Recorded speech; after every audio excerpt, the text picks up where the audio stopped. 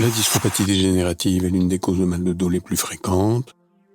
Dans la première partie de cette vidéo, on va voir ce qu'est une discopathie dégénérative lombaire, pourquoi elle est synonyme de mal de dos, quelles en sont les causes et les symptômes. Dans la seconde partie de cette vidéo, on va regarder ce qu'on peut faire pour traiter une discopathie dégénérative ou pour simplement mieux vivre avec et avoir moins mal de dos. La discopathie dégénérative n'est pas une pathologie à proprement parler, il s'agit plutôt de la conséquence naturelle du vieillissement sur un ou plusieurs disques intervertébraux.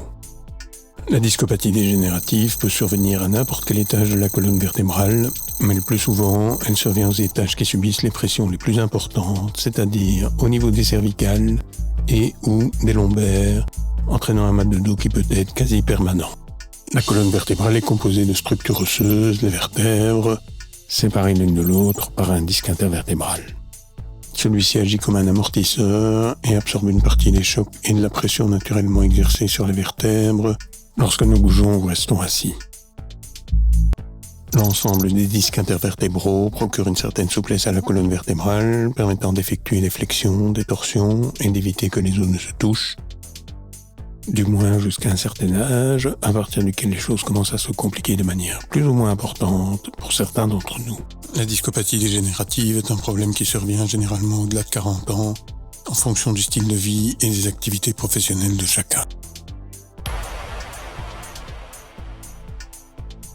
Un disque intervertébral est composé d'un anneau de cartilage fibreux souple sur la partie externe et d'un noyau gélatineux dans sa partie interne. Ce noyau gélatineux est constitué en grande partie d'eau et de molécules glucidiques dont les quantités diminuent avec l'âge, ce qui favorise le phénomène de dégénérescence.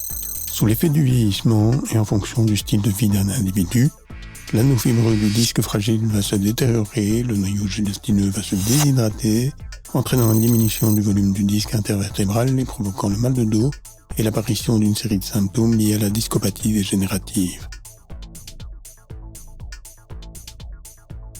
Le problème qui saute aux yeux, c'est l'espace réduit entre les deux vertèbres séparées par le disque qui a perdu de son volume. Si l'anneau fibreux se détériore sur sa partie arrière, le noyau risque d'entrer en contact et de venir comprimer la racine nerveuse avoisinante, provoquant inflammation, mal de dos, sciatique, engourdissement d'un pied ou d'une jambe.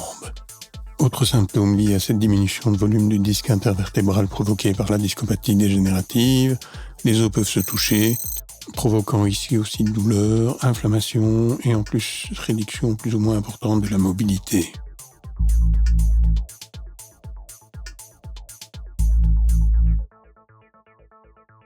L'organisme sent que quelque chose ne tourne plus rond et essaie de parer au problème en faisant littéralement pousser des os sur les os pour éviter le contact entre les vertèbres. Ce sont les fameux ostéophytes, aussi connus sous le nom de bec de perroquet, qui vont à leur tour causer de l'inflammation et provoquer le mal de dos, surtout s'ils se trouvent à proximité d'une racine nerveuse contre laquelle ils vont venir appuyer, parce que ça fait mal. Et comme il s'agit d'une discopathie dégénérative lombaire, dans ce cas-ci, en plus du mal de dos, il va falloir supporter une sciatique.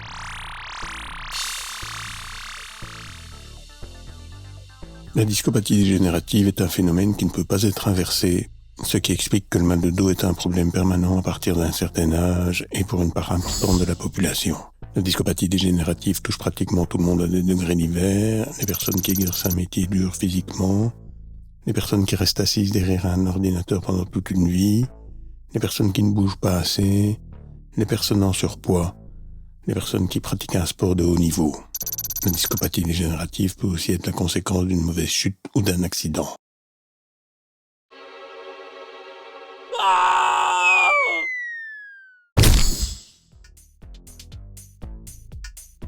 Il ne faut malheureusement pas s'attendre à guérir, ni espérer que le disque intervertébral ne retrouve son état initial. Une discopathie dégénérative, ça ne s'inverse pas. Dans la plupart des cas, la situation se stabilise et le traitement médical consiste finalement à aider le patient à vivre avec. Une fois le diagnostic posé sur base d'une IRM, le patient se verra prescrire des antidouleurs et anti-inflammatoires pour gérer le mal de dos et des séances de kiné au cours desquelles il apprendra notamment des exercices à faire tous les jours à la maison pour faire travailler les muscles du dos et préserver sa mobilité. Il faudra également réapprendre certains gestes de la vie de tous les jours, comment se baisser, comment soulever un objet, comment bien s'asseoir, pour éviter qu'un mal de dos chronique ne se transforme en handicap sévère. Le reste est une question de bon sens. Quand on a une discopathie dégénérative et qu'on souffre de mal de dos chronique, il faut se préserver. Éviter les efforts physiques importants, éviter de rester assis et sans bouger pendant des heures, et surveiller son poids.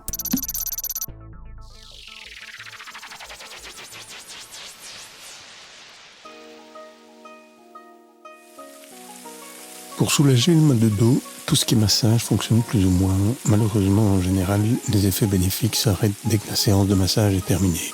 Avec l'eau chaude et la douche du matin, c'est différent.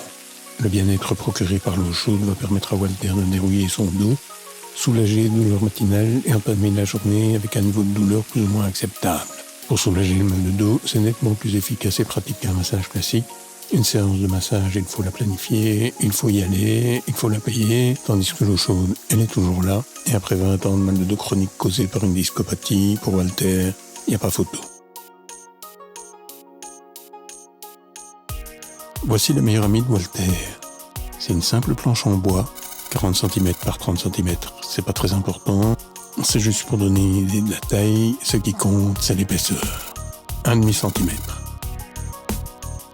Ce qui en fait un support idéal pour le dos, assez rigide pour offrir une bonne résistance, assez souple pour ne pas être inconfortable comme une planche plus épaisse. Et comme ça ne coûte rien, Walter en a plusieurs, qu'il met un peu partout, là où il en a besoin, dans la chaise, le canapé, dans la voiture. Ça marche super bien. Et même dans son lit.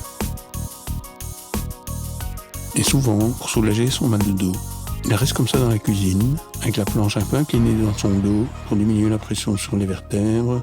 Ça repose et ça fait vraiment du bien.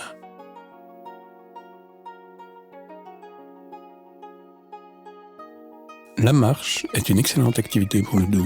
Et s'il y a une chose que vous devez retenir de cette vidéo, c'est que la dernière chose à faire en cas de mal de dos causé par une discopathie dégénérative, c'est de rester sans bouger.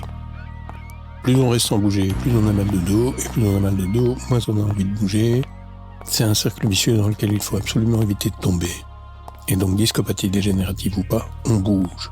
Gentiment, mais on bouge. Voilà, maintenant c'est à vous. C'est quoi vos trucs pour soulager votre mal de dos? Partagez-les en mettant un petit commentaire ici en dessous.